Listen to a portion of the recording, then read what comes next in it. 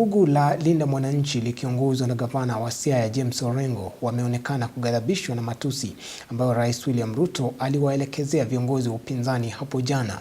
Viongozi hao wamebaini kuwa matusi kama hayo ni mojawapo ya vigezo vinavyoweza kutumika kumbandua kutoka afisini, kwani aliapa kuilinda katiba ya Kenya. Pia wameweka wazi kuwa hawatahudhuria mkutano wa wanachama wa ODM uliopangwa na mrengo wa Linda Ground unaoongozwa na Seneta Oburu Oginga, na kusema kwamba wataandaa mkutano wao wa wanachama wa ODM siku hiyo hiyo. Zablon Macharia na taarifa hiyo.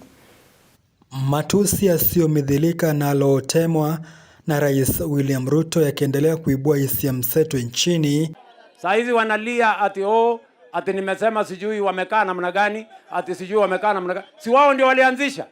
Viongozi wa vuguvugu la Linda Mwananchi likiongozwa na gavana James Orengo wameonekana kughadhabishwa na matusi yale, wakisema hayafai kutoka kwa kiongozi aliyeapa kulinda katiba ya Kenya, wakiweka bayana kuwa matusi kama yale ni kigezo kimoja kinachoweza kusababisha abanduliwe kutoka ofisini. William Ruto, that he took the oath to uphold the Constitution of Kenya, and some of the utterances that he has made for the past few days do not portray a leader who is supposed to be the president of Kenya.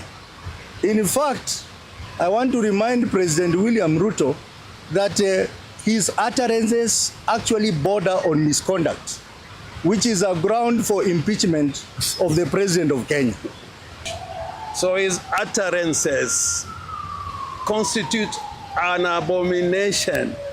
And if we were in a society where the leadership, particularly in the assemblies, including the parliament, I agree with Godfrey Osotsi that the only way the president can be called to order is by impeachment or a sanction by way of a resolution in parliament.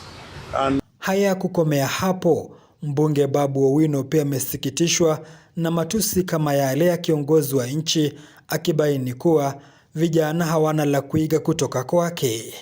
We don't expect the President of the Republic of Kenya to behave in a way that he behaved yesterday. The moment you get annoyed as a president, what decisions will you make? And those decisions, your guess is as good as mine, that can lead to chaos. And therefore you must conduct yourself in a manner that is protecting the image of that office, because it is no longer you as an individual, but it is the office that you hold. Kando na hayo, viongozi wa vuguvugu hili wameahidi kutohudhuria mkutano mkuu wa wanachama wa ODM wa Linda Ground, ila wataandaa mkutano wao, wakisisitiza kuwa wataendelea kuandaa mikutano yao siku zijazo, wakianza na kaunti ya Narok siku ya Jumapili. And on 27th we are holding an ODM People's National Delegates Convention, which is going to run parallel to the NDC that has been called by the Linda Group. Zablon Macharia, Undugu TV.